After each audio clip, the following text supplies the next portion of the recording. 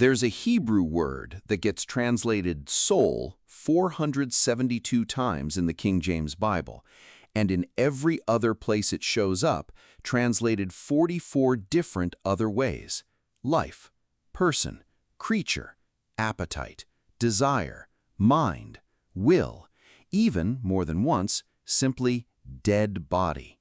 Same word every time, same 5 Hebrew letters on the page. The word is nephesh, and its most basic physical, literal meaning isn't ghost, isn't spirit, isn't anything invisible at all. It's throat, the place air goes in, the place hunger sits when you haven't eaten in too long, the place that tightens when you're afraid. Once you see that, the most famous sentence about this word in the whole Bible stops meaning what you probably assumed it meant. And man became a living soul. That's Genesis 2:7. And the Hebrew word sitting behind soul in that sentence had already been used 3 separate times, 1 chapter earlier, for something that has nothing to do with an eternal, ghost-like human essence at all. By the end of this video, you'll know exactly what the Bible's most misunderstood 2-syllable word actually is, where it lives in your body according to the text itself, why the King James translators needed 45 different English words to cover its range, and why the sentence, "man became a living soul," was never claiming what most people assume it's claiming. Here's why this word causes so much confusion, and it starts with how English handles the concept of soul in the first place. In most popular usage, soul means something specific, an invisible, immortal, ghost-like component of a person, separate from the body, that survives death and represents the real you underneath the physical shell. That's a real philosophical idea. It has a long history, plenty of serious thinkers have argued for versions of it, but it's largely inherited from Greek philosophy, not from the Hebrew text itself. And when English translators picked up the word soul and used it to render nephesh, most readers naturally imported that whole Greek-shaped picture into the Hebrew word without realizing they were doing it. The problem is, nephesh doesn't behave like that ghost-in-the-machine idea anywhere in the Hebrew text. Watch what happens as soon as you start tracking every place the word actually shows up. Genesis 1, the 5th and 6th days of creation. Let the waters bring forth abundantly the moving creature that hath life, nephesh haya, living nephesh, used for fish. Verse 21, every living creature that moveth, nephesh haya again, used for everything that swims and everything that flies. Verse 24, cattle and creeping thing and beast of the earth, nephesh haya, a third time, used for land animals. By the time Genesis 2:7 says God formed man from dust and breathed into him, and man became a living soul, nephesh haya, the exact same 2 words, the text has already used that phrase 3 separate times for fish, birds, and cattle. If nephesh meant an eternal, immaterial human soul, Genesis 1 has already given eternal, immaterial souls to sardines. That's not a gotcha born out of nowhere. It's simply what the Hebrew text says, sitting right there in plain sentences most readers skip past on their way to the more famous verse in chapter 2. And the confusion doesn't stop at animals. Leviticus 21:11 and Numbers 6:6 both use a startling phrase, nephesh met. Literally, a dead nephesh. In English, that phrase gets translated a dead body or a dead person, because by that point in the sentence, soul would sound like a contradiction in terms. How can a soul be dead? But the Hebrew isn't contradicting itself. It's telling you something English intuition doesn't expect. Even a corpse is still called nephesh. The word never described a separable spark that leaves the body behind as an empty shell called something else. It described the whole person, living or dead. Here's what's actually sitting inside this confusion, concretely. Not one Hebrew word doing the work English asks soul to do, but 3. each with a different, specific job, and a literal root meaning for the main one that has nothing to do with ghosts at all. The first piece of the key is what nephesh most literally, physically means before it ever gets used metaphorically: throat. The second piece is what happens when you stop assuming Hebrew has one word for the invisible part of you and instead track which of its three different words the text reaches for and when, because they don't do the same job, and flattening all three into a single English word is most of where the confusion comes from. If the fact that Genesis 1 already applies living soul to fish is new to you, that's exactly the kind of thing this channel exists to dig up. A like helps more people find it. Now, to see how the throat becomes the soul, we need to look at where the word actually shows up in its plainest, most physical sense. Start with the throat. Isaiah 5:14 describes Sheol's appetite for the dead in a startling image. Therefore hell hath enlarged herself, and opened her mouth without measure. And the word standing behind herself there is nephesh. Sheol's nephesh, its throat, opens wide to swallow. Psalm 69:1, a drowning man's cry. Save me, O God, for the waters are come in even unto my soul. Nephesh again, and the plain physical picture is water rising to the neck, up to the throat, not water somehow reaching an invisible spiritual organ. Jonah, praying from inside the fish, uses the identical image. The waters compassed me about, even to the soul. Nephesh, throat-deep water closing in. Once you know the root, other verses snap into focus the same way. Proverbs 25:25, as cold waters to a thirsty soul. Nephesh, the throat that's dry and craving a drink. Deuteronomy 23:24 permits eating grapes in a neighbor's vineyard at thine own pleasure. Nephesh, until you're satisfied, until the appetite in your throat has had enough. Over and over, nephesh sits exactly where you'd expect a word rooted in throat to sit. Hunger, thirst, breath, desire, the physical, bodily experience of being alive and needing things to stay that way. We already spent a full video tracing where your soul was said to be before you were born, the pre-existence question, and what the text does and doesn't actually claim about it. This time, the question is different and arguably more basic. What is this word even describing in the first place? Because once nephesh means the whole living, breathing, hungry, thirsty person, rather than an invisible ghost riding around inside a body, a lot of what the text says about life, death, and the soul stops sounding like a philosophy lecture and starts sounding like plain description of what it feels like to be a living creature that breathes. That throat-rooted whole-person meaning is also why the psalmist can talk to his own nephesh like a second person in the room. Psalm 42 twice. Why art thou cast down, O my soul, and why art thou disquieted within me? That's not one part of a person addressing a separate ghost trapped inside them.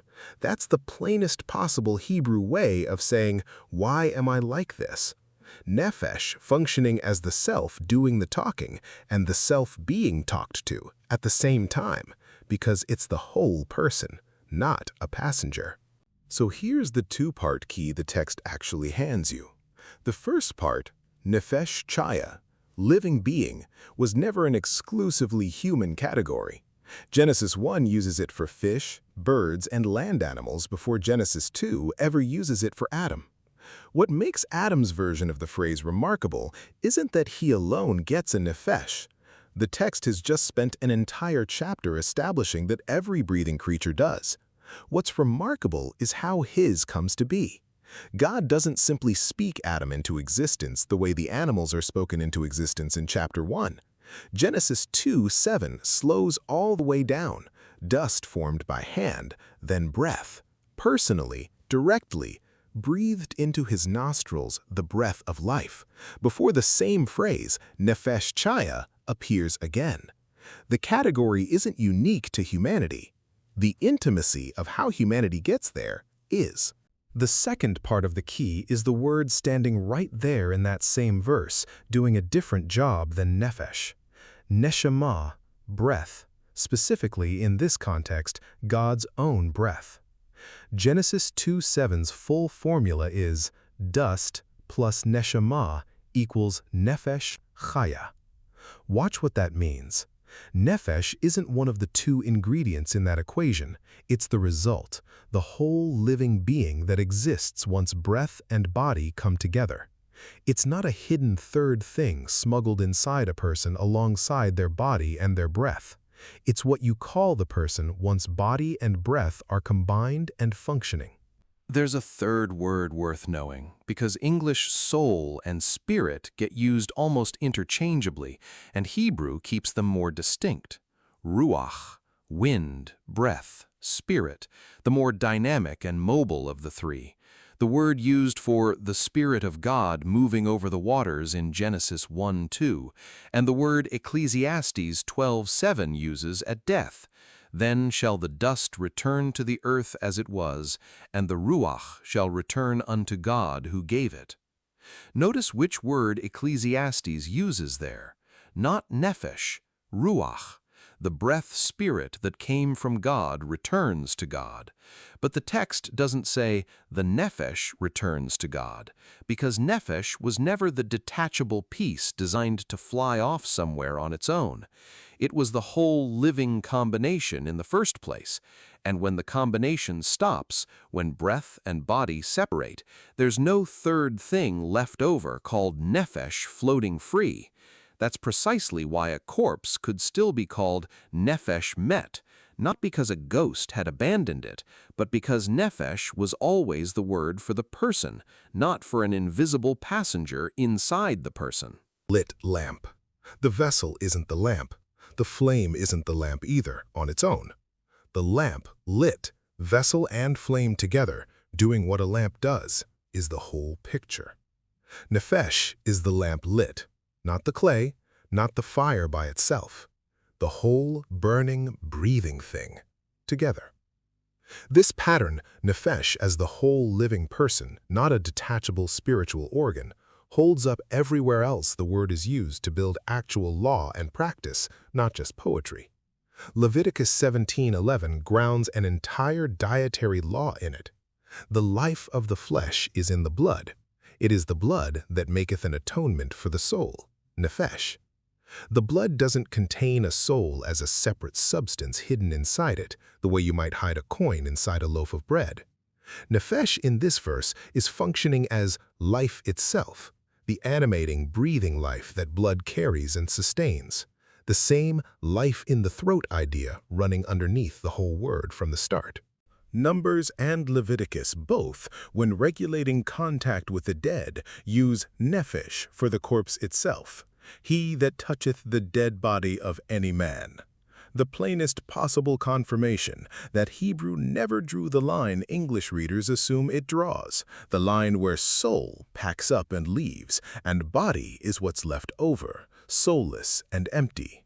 In Hebrew, the dead man is still, grammatically, a nephesh. What's changed isn't which word applies to him. What's changed is that his ruach, his breath, his animating spirit, has gone, per Ecclesiastes, back to God who gave it. And the nephesh, the whole living combination, has correspondingly stopped functioning as a living thing. Even where nephesh reaches its most emotionally intense use, Psalm 42's, "Why art thou cast down, O my soul?" Psalm 6's, "My soul is also sore vexed." Job crying out, "My soul is weary of my life." The word is doing the same consistent job throughout. It's not naming a separate spiritual organ suffering alongside a body that's fine. It's the whole person, addressing the whole of their own experience, because in Hebrew, there was never a second you hiding behind the visible one to blame it on. Trace the whole pattern, and it holds together as one architecture, a word rooted in the physical throat, applied first to fish and birds and cattle, applied to Adam through the most intimate creation scene in the chapter, defined by a precise two-ingredient formula, Dust plus God's own breath equals a living nephesh, kept grammatically distinct from ruach, which is the peace Ecclesiastes says returns to God, and still applied without contradiction to a body once its breath has gone. Not a ghost in a machine, the whole machine running. Here's what's worth sitting with. A great deal of popular thinking about the soul as a separate, detachable, ghost-like piece of you that's the real you, distinct from your body, which is just a container, comes from centuries of Greek philosophical influence layered on top of the biblical text, not from what the Hebrew word actually meant to the people who first wrote and read it. That doesn't settle every theological question about what happens after death. The text has real things to say about resurrection, about the ruach returning to God, about bodies raised rather than souls floating free forever. But it does mean the starting definition most people bring to the word soul, ghost trapped in a shell, isn't where the Hebrew Bible starts. Where it starts is with breath entering dust and becoming in that combination a living, hungry, thirsty, fearful, rejoicing whole person. The same category language used one chapter earlier for the fish in the sea and the birds in the sky. That's not a smaller view of human life. If anything, it's a more physically honest one. Your hunger, your thirst, your fear tightening in your throat, your exhaustion, your longing. Hebrew doesn't file those under just the body, ignore them, tend to the real spiritual you instead. It calls all of that nephesh. It calls all of that you. Step back and look at the whole shape of it. One word, 754 uses, translated soul less than 2/3 of the time, and something else entirely, life, person, throat, appetite, even corpse the other third. A word whose most physical, literal root is the throat, the place air goes in, the place hunger sits, the place fear tightens. A phrase, nephesh chaya, living being, used for fish and birds and cattle 3 separate times before it's ever used for a human being. A creation scene where dust plus God's own breath, neshama, produces not a body with a soul added on top, but a nephesh chaya, the whole living result, not a sum of separable parts. A third word, ruach, doing the specific job of returning to God at death, while nephesh, because it was always the whole combination, not the detachable third piece, never gets described leaving anywhere at all. A lamp lit. Not the clay by itself, not the flame drifting off on its own to be a flame somewhere else.